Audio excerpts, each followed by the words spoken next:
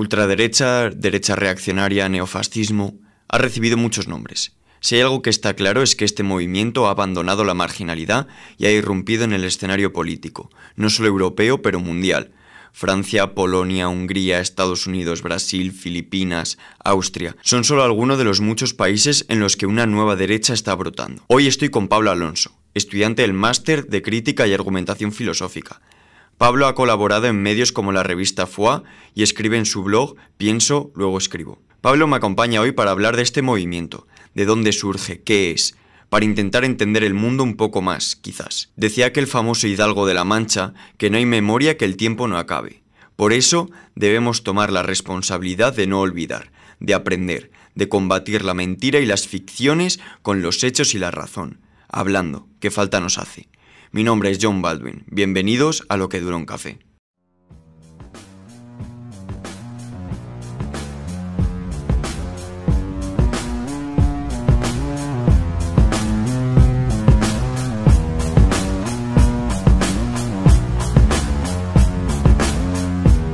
Pablo Alonso, bienvenido a Lo que dura un café. Gracias por estar aquí en este primer episodio.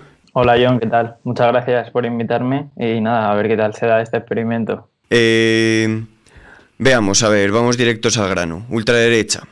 A este movimiento se le ha llamado de muchas formas, pero ultraderecha posiblemente sea el más, digamos, el más extendido, ¿no? ¿Es necesario seguir utilizando etiquetas del espectro izquierda-derecha o la realidad política se ha complicado tanto que ya carece de sentido? Bueno, no sé, yo creo que es verdad que se ha convertido en un cliché incluso en el mundo del análisis político, de la teoría política, la filosofía política, etcétera, lo que acabas de decir tú, ¿no? De este asunto de que ya las etiquetas de izquierda y derecha no funcionan para comprender los fenómenos actuales.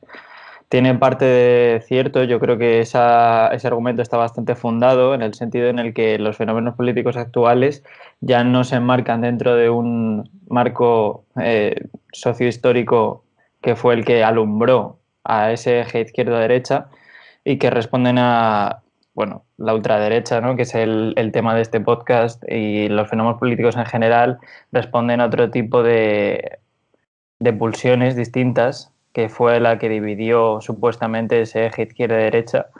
Luego sí, ese eje izquierda-derecha sobre todo nace de un contexto de después de la Segunda Guerra Mundial, de posguerra, ¿no? El acuerdo económico keynesiano, el desarrollismo de los años 60, etcétera. Y desde el contexto de la Revolución Francesa, que es donde se supone que se origina ese término de izquierda y derecha.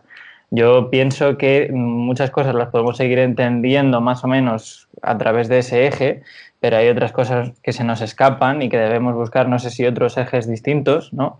Como puede ser esencia, diferencia, que si quieres volvemos luego un poquito a explicarlo mejor, u otros ejes, ¿no? Que expliquen estos fenómenos más acorde a las causas que los originan. Claro, o sea, yo creo que muchas veces, o sea, tiene lógica seguir hablando de un eje izquierda-derecha, pero no deja de ser, al fin y al cabo, un espectro muy bidimensional en una realidad que tiene muchísimas dimensiones. Entonces, a veces, llamar a algo izquierda o derecha tiene lógico para ubicarlo en el espectro, pero hemos llegado a un punto en el que llamar a algo izquierda o derecha ya carece de análisis. Entonces, sí que necesitamos desarrollar un poco en por qué algo es izquierda o derecha y qué significa ser izquierda o derecha. Si estás a favor de las fronteras abiertas pero en contra del matrimonio homosexual, ¿eres de izquierdas o de derechas? ¿Sabes? Entonces es muy... yo creo que es muy complejo, y aunque en este caso que estamos tratando en este podcast, ¿no? Sí que podemos hablar de derecha o de ultraderecha, porque en un espectro izquierda-derecha, tanto a nivel social como a nivel político, estarían a la derecha en ese espectro. Considero que a veces es demasiado simplista limitarse a llamarlo ultraderecha y se ha convertido, como tú has dicho, ¿no?, en un cliché que lo ha vaciado de significado. Totalmente. De hecho, es que a veces nos encontramos con fenómenos curiosos, ¿no? Como que un partido que se califica de ultraderecha, ¿no?, puede estar a favor como decías, ¿no? Los dos ejes económico y político, ¿no? En lo económico puede ser ultraliberal o liberal, simplemente neoliberal, ¿no? Como, bueno, de hecho Vox se ha declarado, ahí está en sus estatutos fundacionales, ¿no?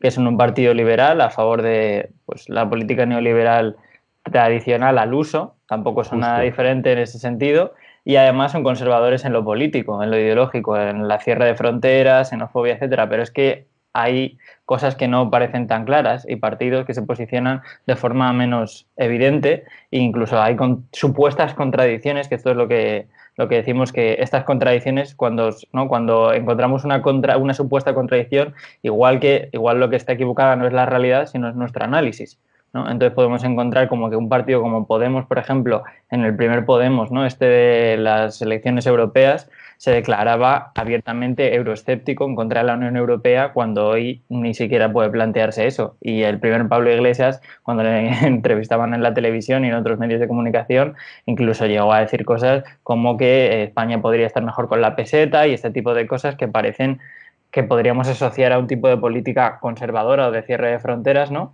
Igual lo que está ocurriendo es que no tiene nada tanto que ver con izquierda y derecha, sino que están ocurriendo otras cosas en el marco de la política, como puede ser el posicionamiento a favor del sistema o en contra del sistema, ¿no? Que expliquen mejor lo que tú estabas comentando también. Claro, a mí personalmente me interesa mucho cómo tratamos estos temas a nivel conceptual y terminológico, porque considero que es muy importante y muy relevante en cómo pensamos y en cómo, digamos, interpretamos nuestras propias realidades estos marcos terminológicos. Entonces, cuando a veces se tacha estos movimientos de ultraderecha o de fascista, digamos que encuentro un problema porque, como tú has dicho, Vox, que es el caso español, ¿no? de esta corriente, se declara liberal totalmente y en sus políticas económicas son totalmente liberales, cuando el fascismo no se caracteriza ni se define especialmente como liberal. De hecho, en los casos de fascismos europeos se declaraban habitualmente no como la tercera vía, ni capitalismo ni comunismo, somos la tercera vía, ¿no? Entonces hay que tener un poquito de cuidado, y sin duda cuando tú lees sobre fascismo y lees libros de ciencia política sobre fascismo y tal, es imposible no dibujar líneas entre el fascismo y lo que está ocurriendo a día de hoy en todo el mundo, ¿no? Por ejemplo, recuerdo que Jason Stanley, no sé si conoces al autor, decía que el fascismo no era una categoría concreta, sino que más bien era un espectro, ¿no? Y que su clave estaba en identificar al enemigo, ¿no? Al otro, lo de los procesos de otrificación, si la palabra tiene sentido en castellano. Y también de seducir al propio grupo, ¿no? Que generalmente es el grupo mayoritario de la sociedad, para crear una dicotomía nosotros-ellos, y lo que tiende a hacer estos movimientos es dinamitar la verdad y sustituirla por el poder, ¿no? Y por la emoción. La verdad deja de tener protagonismo y la emoción entra en escena, que es algo que realmente podemos reconocer en estos movimientos sin ninguna duda, pero luego, como tú bien has dicho, hay multitud de características que las hacen muy diferentes al fascismo. Sí, bueno, claro, de hecho lo que estabas comentando no conozco a este autor particularmente, pero estoy completamente de acuerdo. No sé si llamarlo espectro o más bien, según la definición que tú estabas haciendo, esta explicación de las tesis de este autor, es más bien una actitud política. Es lo mismo que ocurre con conceptos como el de populismo, por ejemplo, ¿no? Que existe una dificultad tremenda de analizar y definir exactamente lo que es, y bueno, que últimamente está hasta en la sopa, ¿no? Hay miles de análisis de lo que es el populismo. Sí. Y efectivamente yo no creo que pueda ser una ideología que pueda ser definida con una serie de rasgos, así como puntos que se puedan atribuir, ¿no? Sino que es más bien una especie de actitud o forma de hacer política, una estrategia política, ¿no? Lo que estabas diciendo, ¿no? La identificación de un enemigo. También podemos identificar, por ejemplo, esta tendencia a la creencia en que hay una conspiración que no se sabe muy bien dónde está, que está intentando derrumbar toda la cultura o toda la civilización que se defiende. Una conspiración oculta, ¿no? Que no se sabe muy bien, un enemigo no muy claramente identificable, pero que desde algún lugar y con unas estrategias así como un poco raras intenta derrumbar todo lo que Sí, defienden, ¿no? Esto sí. por ejemplo, en una entrevista que dio Santiago Abascal, me parece, en el programa, ¿no? Hablando de la violencia de género, el tema tan polémico este, ¿no? Y decía que es que nos están ocultando los datos, ¿no? Desde las instituciones Sí. públicas, y que no se dice que la mayoría de víctimas de violencia de género son asesinadas por personas inmigrantes, extranjeras. Sí, sí, sí, Que que eso es, pedía que se publicara un registro, ¿no? De la nacionalidad de los agresores. eso es, claro. Bueno, y de hecho dicen que también nos están ocultando de las instituciones públicas el número de hombres que mueren a manos de mujeres, cuando es Sí. evidente que es muchísimo menor y no tiene ni siquiera sentido dar esa cifra. Bueno, se podría dar, pero se vería que es insignificante, ¿no? Pero es esa tendencia a fomentar una conciencia de que nos están ocultando algo, de que hay una conspiración, ¿no? Con un objetivo muy concreto y para como que nos están intentando negar los datos, ¿no? Cuando luego ellos mismos tampoco, este tipo de ideología o este tipo de partidos, tampoco es que se fíen mucho de los datos empíricos, ¿no? Sino que más bien Justo. apelan a sentimientos, emociones, como dices tú, pero juegan ese juego, ¿no? Mm. Decía, por ejemplo, Hannah Arendt que el fascismo no se conforma solo con destruir la verdad, sino que además tiene, digamos, una obligación moral de transformar la mentira en una nueva realidad.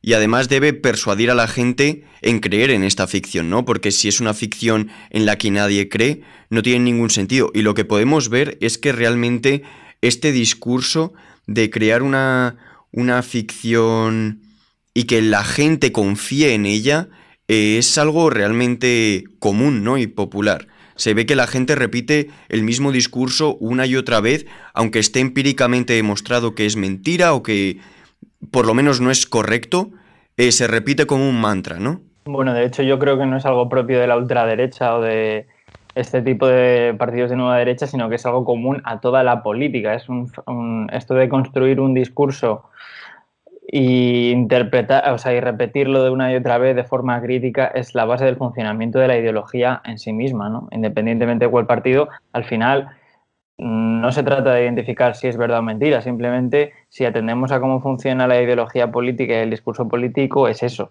es la creencia común en una cosmovisión particular, el mundo es así, se da una explicación de cómo es el mundo y en función de esa explicación del mundo, pues una propuesta normativa de qué se debería hacer para cambiarlo, qué es lo que está mal, cómo deberíamos arreglarlo. Eso es algo que es transversal a todos los partidos porque es el funcionamiento mismo de la política en su versión de democracia representativa como la que tenemos hoy, exige de que los políticos que representan supuestamente a los ciudadanos, ¿no?, den un discurso con el que se puedan identificar sus votantes. Entonces, esto es algo que ocurre en toda la política. ¿Piensas que se está polarizando la ideología? O sea, has dicho, ¿no?, que la ideología es una forma de ver el mundo. ¿Piensas que cada vez más la gente dice mi ideología, mi forma de ver el mundo es la única y no te atrevas a cuestionarla? Bueno, a lo primero sí, creo que se está produciendo una polarización en el espectro político, ahora sí. Cada vez se exigen discursos, digamos, más radicales. Si no tengo tan claro si la gente está más o menos convencida que antes, con respecto a un momento histórico previo, de que su ideología o su forma de ver del mundo es la correcta y la más adecuada y la única. Eso no lo sé, la verdad, si ahora hay más cerrazón con respecto a las opiniones ajenas o no. Lo que sí creo y tengo más o menos analizado es esa polarización de que se exigen mensajes más radicales, en un sentido neutro de la palabra radical, que no es que sea nada malo, sino radical simplemente se refiere que van a la raíz de los problemas. Sí. Yo creo que esto se puede explicar pues por una serie de años una época en la que el neoliberalismo, más o menos, por poner una fecha, ¿no? Desde los 70, finales de los Sí. 70, más o menos, hasta hace muy poquito no ha sido discutido, ¿no? Esa Ujú. crisis de representación que estaba presente también en el 15M, con el surgimiento de Podemos en España, de Sí. Syriza en Grecia, todo este fenómeno Ujú. que en ciertos países fue primero a las izquierdas, ¿no? Incluso Y que las propias primaveras árabes, ¿no?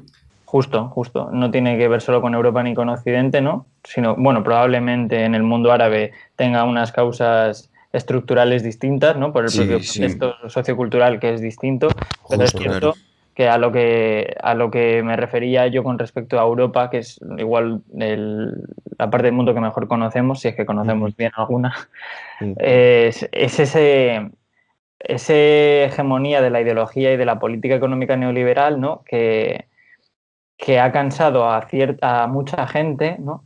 En el sentido de que no existe una alternativa radical a nada, ¿no? Sino que parece que todo el discurso de Podemos contra el bipartidismo, ¿no? De que sí, tenemos una alternancia en el poder entre dos partidos que se dicen socialdemócrata y liberal conservador, pero realmente la diferencia no es tan grande, ¿no? No sé de dónde viene y habría que analizarlo, sería muy interesante dedicarle horas y horas a esto, pero estos partidos que parecen que están a la derecha de la derecha y a la izquierda de la izquierda, lo que pretenden es eso, es expresar una voz que no está conforme con el debate que había y exigen una ampliación de los límites de lo posible en la política, ¿no? El propio concepto de lo político parece que ha quedado demasiado reducido y que estos partidos lo que quieren es que se puedan hablar de cosas que ni siquiera se planteaban, como puede ser volver a plantear el problema de la xenofobia en términos de deportación directamente. Ujú. Y esto no es algo que solo haga Vox, sino que incluso ciertos dirigentes del PP se han declarado a favor, como puede ser Albiol en Cataluña, en una reciente entrevista de Jordi Évole, etcétera. Y ese es el problema, ¿no? Bueno, el problema, o no sé si se puede calificar de problema o simplemente La situación, por la lo menos. situación que tenemos, efectivamente, es que estos discursos más radicales están contaminando el discurso de los partidos tradicionales y en ese sentido sí parece que su objetivo se está cumpliendo, en el sentido de que están poniendo sobre la mesa debates que antes ni siquiera estaban enterrados y no se sacaban a la luz porque parecía que estaba todo dicho, ¿no? Sí, desde luego. En relación a esto de la polarización, recuerdo que se hizo en Estados Unidos una encuesta, como es un sistema bipartidista se puede ver muy fácil, ¿no? Una encuesta que se hace desde hace décadas, ¿no? De si la gente aprobaría que sus hijos se casaran con alguien del partido contrario, digamos. Y es increíblemente interesante porque en los últimos años la oposición a que sus hijos se casaran con gente de otro partido había crecido exponencialmente. La gente antes toleraba más que, que un matrimonio tuviese diversidad de opiniones y demás. ¿Piensas que esta polarización de la que hemos hablado, ¿no? Que la gente quizá tolere menos otras ideologías, otros discursos, ¿es un peligro para la democracia en sí misma o simplemente es un bache que pasará? Pues la verdad que no sé cuál es el alcance de esto que tú dices, pero evidentemente sí estoy de acuerdo y creo que es una cuestión negativa con respecto a las actitudes democráticas que toda sociedad que se dice democrática o pretende serlo debería tener. Bueno, esta encuesta que mencionas, que no la conocía, probablemente se pueda extrapolar y encontremos o exprese una tendencia más general, ¿no?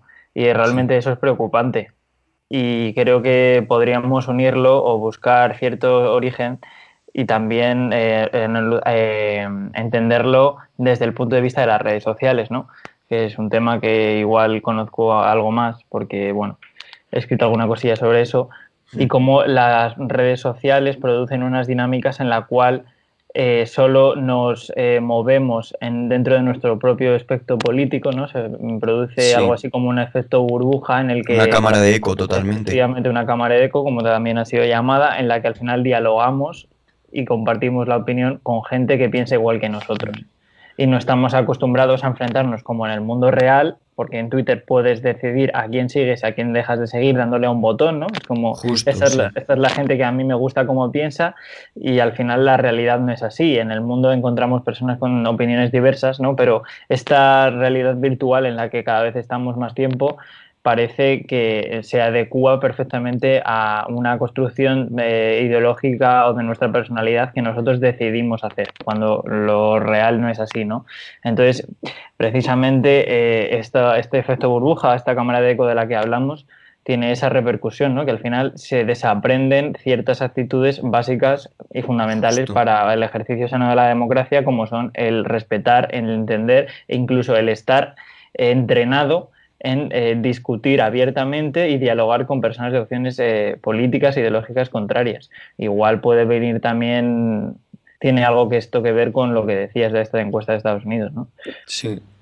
De hecho, yo en Twitter, por ejemplo, sigo a más gente de tendencias políticas e ideológicas diferentes a la mía que gente con la que concuerdo ideológicamente, precisamente para evitar esa cámara de eco en la que he estado, en la que todo el mundo ha estado sumido en algún momento en las redes sociales. Y Twitter es una herramienta perfecta para esto porque al ser cronológico y no va a tus publicaciones por un algoritmo, es más sencillo. Pero incluso recuerdo una vez que una amiga me decía que ella en Facebook le daba like a cosas que no le gustaban para evitar que el algoritmo le sumiese en una cámara de eco. Y simplemente el hecho de pensar que tenemos que hacer estas cosas de forma voluntaria y racional para evitarlo, me parece, digamos, bastante, por lo menos curioso, si no peligroso, porque tienes que ser muy consciente de la situación para contrarrestarla. Cualquier persona... Claro, es normal que si tú estás en una red social y lees algo que no te gusta, dejas de seguir a eso o lo que sea.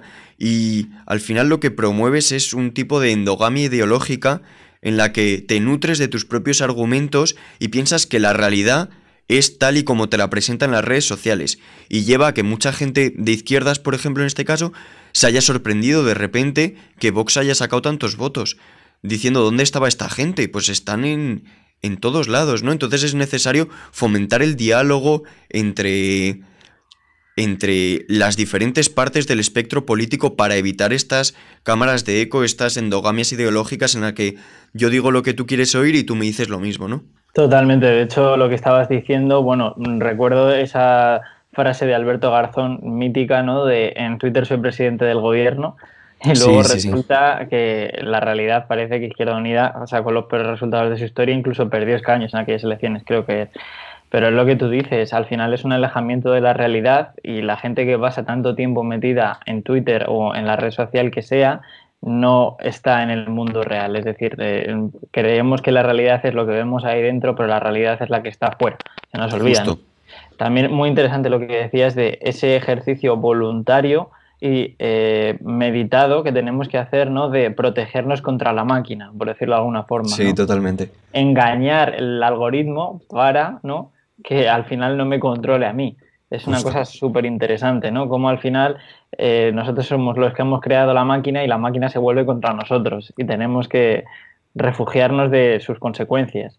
Todo esto, bueno, daría también para analizar muchísimo, ¿no? Pero ahí hay una línea seguro muy interesante para... Sí, de hecho, cuando salió todo el escándalo, ¿no? De Cambridge Analytica y los anuncios y de Facebook y tal, básicamente el escándalo fue porque se había de alguna forma ayudado a que ese algoritmo, a que en ese algoritmo apareciese propaganda y noticias que de alguna forma beneficiaban a Trump en las elecciones americanas, ¿no? Entonces, realmente el entender este algoritmo que nadie lo entiende, yo creo que ni los propios programadores de esas redes sociales los entienden porque ya se han convertido en algoritmos orgánicos que aprenden de sí mismos, etcétera, etcétera.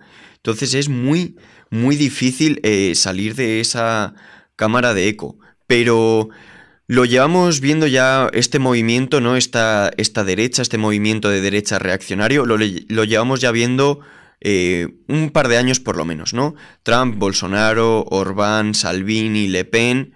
O sea, es un movimiento que no es único en Europa, que está en todo el mundo, en Europa, América, Asia. ¿Por qué piensas que precisamente ahora, ¿no? Digamos, desde 2014, desde 2010. Bueno, no creo que sea precisamente ahora, o igual es cuando se le ha empezado a dar más atención mediática precisamente porque están ganando posición dentro de los parlamentos y sacando algunos escaños, como puede ser el caso de Vox en España. Evidentemente Trump, las elecciones fueron hace algunos años, ¿no? Cuando ganó. Pero no creo que los fenómenos políticos ocurran de la noche a la mañana, sino que tienen su proceso de gestación y que hay un momento en el que finalmente consiguen tener la relevancia suficiente como para aparecer dentro de la realidad política. Pero creo que más bien esta derecha conservadora, o como se la quiera llamar, la etiqueta no es lo más importante ahora, Sí. era porque también creo que lo que ocurre en política no es original, en el sentido de que la política institucional no tiene vida propia, sino que al final es un reflejo de lo que ocurre en la sociedad, ¿no? Esta típica frase de que no tenemos la política que nos merecemos, ¿no? Al final es el sentimiento generalizado, ¿no?, que se canaliza en la política institucional. Igual es una opinión demasiado naif con respecto a lo que es la política, ¿no? Porque en ese sentido estaría todo perfecto, ¿no? Tendríamos perfectamente identificado y representado en el Parlamento cada una de las opiniones y eso no es Claro, así. Porque tendría luego, que ser un parlamento de 46 millones de personas. efectivamente, es una utopía.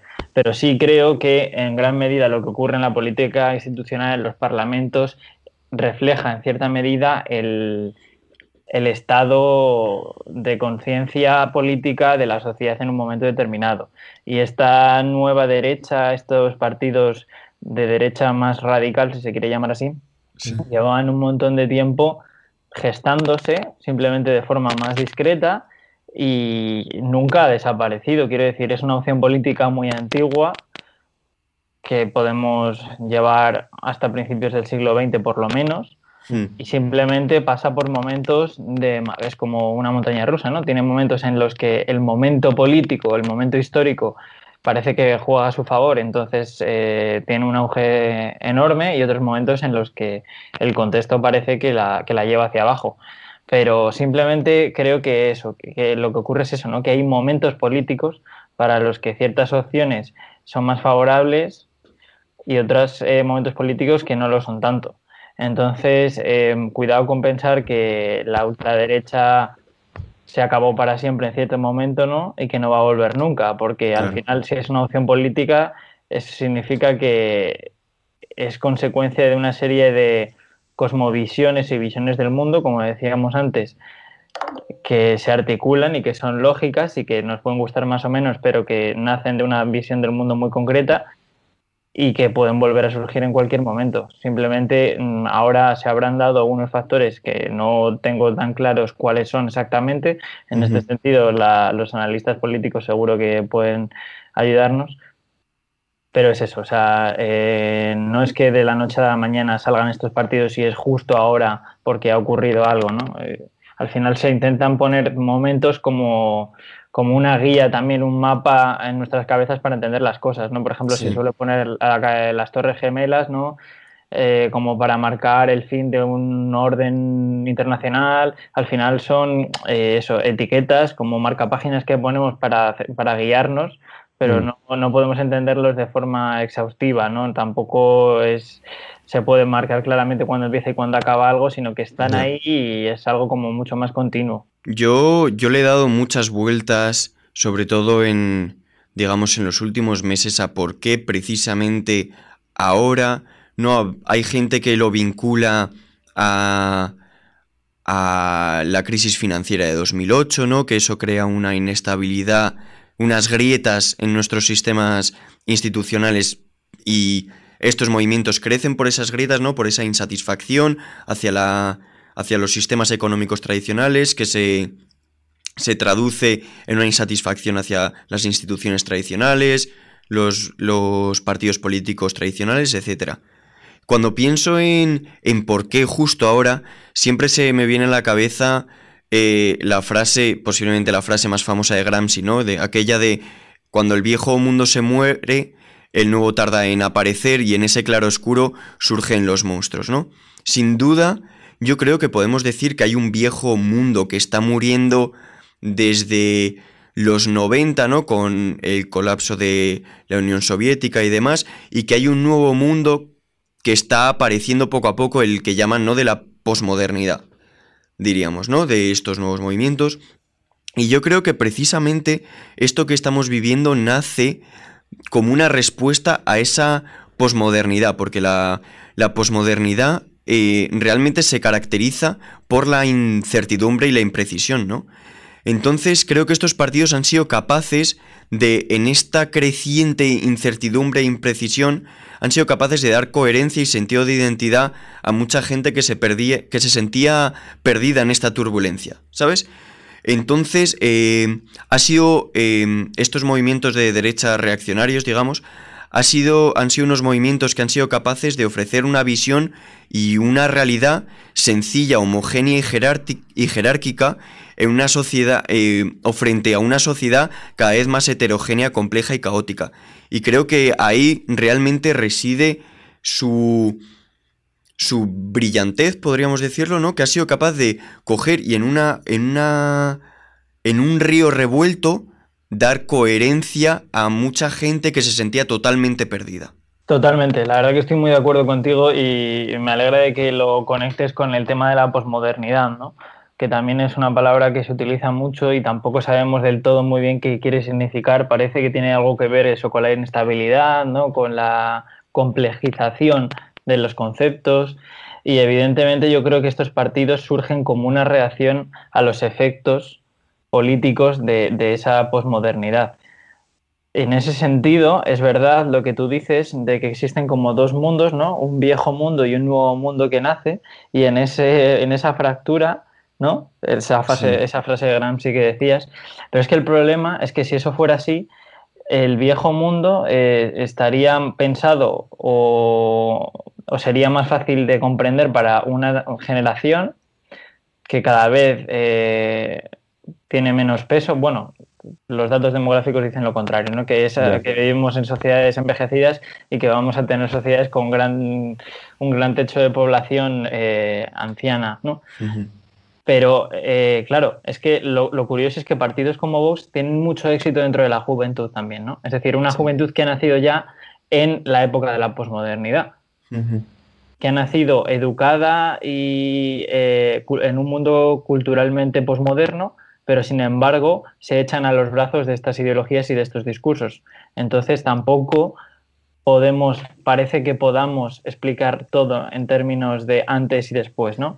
Lo que sí, desde luego, que creo que ocurre, y estoy de acuerdo contigo, es que esa posmodernidad, ¿no?, que ha alumbrado a discursos e ideologías políticas que tienen más que ver con identidades difusas o disueltas, ¿no? Todo el tema de la teoría queer, LGTB, identidades de género que no tienen que ver con el binomio hombre-mujer,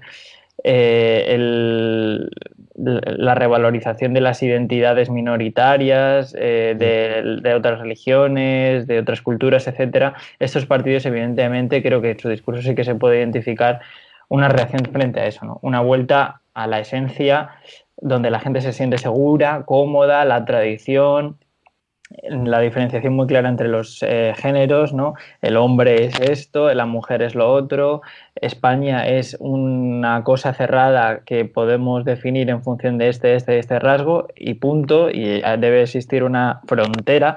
claro. De hecho, se pide la existencia de fronteras literales, incluso construcción de muros, ¿no? Sí. Trump, etcétera, como una reacción, intentar defenderse de lo externo y volver a donde nos sentimos cómodos y refugiados, que es nuestras identidades clásicas.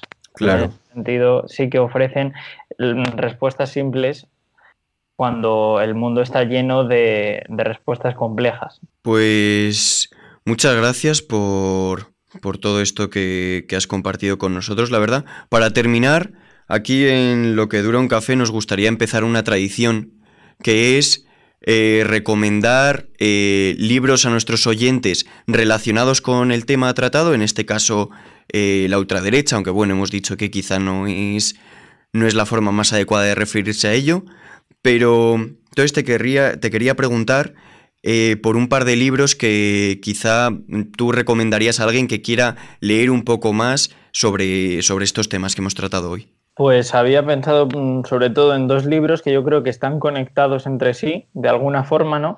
Sí. Y que justo explican o nos pueden ayudar a entender un poco mejor este fenómeno de la transformación de la política en algo que tiene más que ver con las identidades, de un auge de la identidad cultural, del multiculturalismo, de la defensa de lo distinto, precisamente para que nuestros análisis de la ultraderecha, entre comillas, como hemos visto, Sí. sean un poco más potentes. Yo te quería recomendar, bueno, La trampa de la diversidad de Daniel Bernabé, que está también hasta en la sopa, creo que van por la Sí. séptima edición, la han anunciado hace poco en ACAL, y he tenido la oportunidad de escucharle en la universidad hace poco dando una conferencia y creo que su análisis es muy acertado, ¿no? En este libro, Daniel Bernabé nos apunta un poco a esta transformación de la izquierda desde unas coordenadas políticas de la lucha de clases, ¿no? Sí. De tradición claramente marxista ortodoxa, ¿no? A una preferencia por cuestiones de identidad. Y cómo ese juego de la identidad puede costarle muy caro a la izquierda porque se fragmentan tanto los sujetos políticos que al final necesitaríamos casi un partido para cada persona. Sí. Sería como el extremo de esto, ¿no? Y bueno, creo que ahí podemos encontrar claves que pueden ser muy, muy sugerentes. Y luego en un ámbito así un poco más filosófico, quizás En defensa de la intolerancia de Slavoj Žižek, que es el famoso filósofo esloveno pop que, sí, que está tan de moda ahora y lleva ya unos años. Sí, es como la estrella del rock de la filosofía, ¿no? Efectivamente, la filosofía tiene sus estrellas de rock también y Žižek sí, es una muy clara. Pues en el libro En defensa de la intolerancia, que lo he leído hace poquito, hace también su análisis desde una posición más progresista, si se quiere decir así, de todo este fenómeno de cómo la posmodernidad ha afectado a las categorías según las cuales entendemos la política y esta polarización de la política, esta ampliación de lo posible, de lo políticamente posible, ¿no? Sí. Y cómo ese cansancio por el exceso consenso de una política que ha terminado por no significar nada, sino más una cuestión tecnocrática de discutir dos datos y ese es el fin del mundo, ¿no? Como Zizek lo que dice es que queremos una política más radical, en el sentido de grandes cambios, ¿no? Que si la política es algo, es la posibilidad de cambiar el mundo y de que ocurran acontecimientos que desde los cuales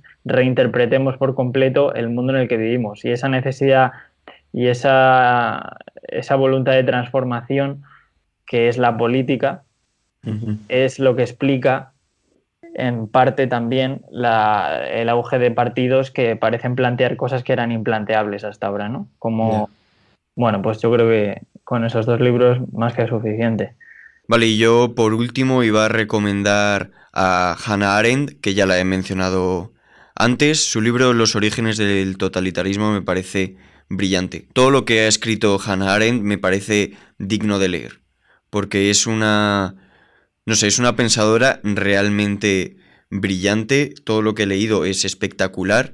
Creo que el título del libro habla por sí mismo, ¿no? Es un análisis de dónde viene, porque muchas veces la gente trata como si de repente el fascismo, el totalitarismo surge de la nada, ¿no? Cuando es un proceso muy largo generalmente. Son realidades políticas que se van entremezclando, la incapacidad de partidos tradicionales e instituciones tradicionales de dar respuesta a los problemas de una sociedad que demanda respuestas, precisamente, y cómo va surgiendo entre las grietas esas de las que hemos hablado, ¿no? Entonces, recomiendo totalmente Los orígenes del totalitarismo. Además, está en PDF gratis en internet, así que voy a dejar el link por aquí para quien quiera le puede echar un vistazo. Entonces, muchísimas gracias, Pablo Alonso, por por haber venido a este primer episodio de Lo que dura un café. Si quieres volver algún otro día, sabes que estás más que invitado. Y luego a la gente que nos está escuchando, si os gusta, pues ya sabéis, compartirlo con todos vuestros amigos, con vuestros familiares, darle alas a este programa y hablemos, que falta nos hace. Muchas gracias.